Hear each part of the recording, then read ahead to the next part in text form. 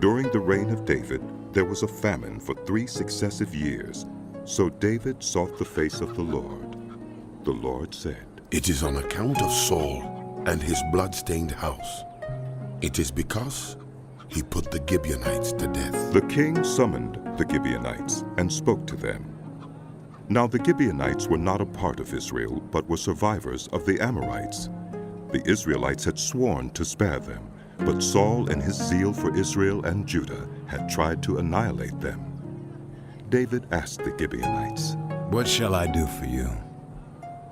How shall I make atonement so that you will bless the Lord's inheritance?"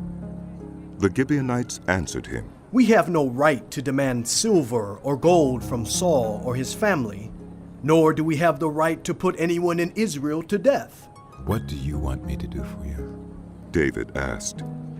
They answered the king, "As for the man who destroyed us and plotted against us, so that we have been decimated and have no place anywhere in Israel, let 7 of his male descendants be given to us to be killed and their bodies exposed before the Lord at Gibeah of Saul, the Lord's chosen one." So the king said, "I will give them to you."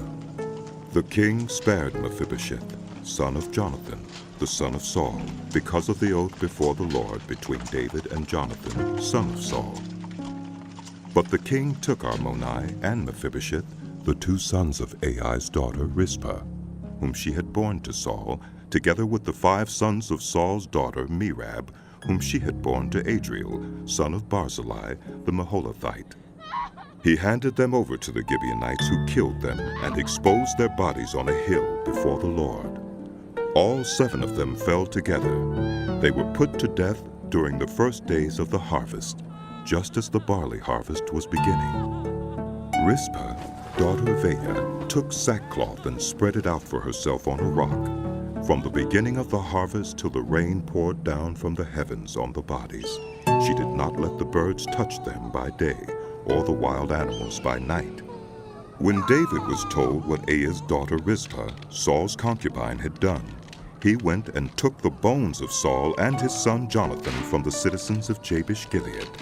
They had stolen their bodies from the public square at Beth-shan, where the Philistines had hung them after they struck Saul down on Gilboa. David brought the bones of Saul and his son Jonathan from there, and the bones of those who had been killed and exposed were gathered up.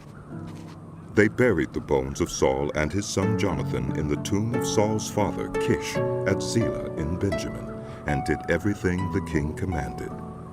After that, God answered prayer in behalf of the land. Once again there was a battle between the Philistines and Israel. David went down with his men to fight against the Philistines, and he became exhausted. And Ishbi-benob, one of the descendants of Rapha, whose bronze spearhead weighed 300 shekels, and who was armed with a new sword, said he would kill David. But Abishai, son of Zeruiah, came to David's rescue.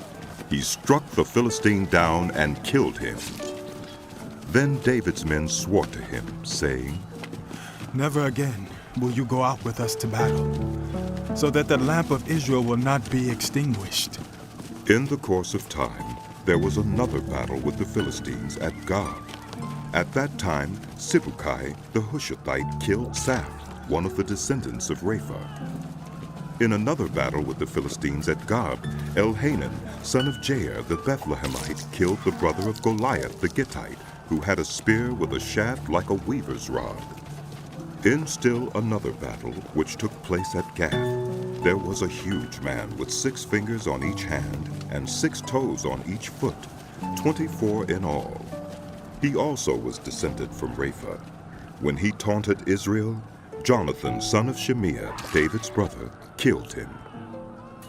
These 4 were descendants of Rapha in Gath, and they fell at the hands of David and his men.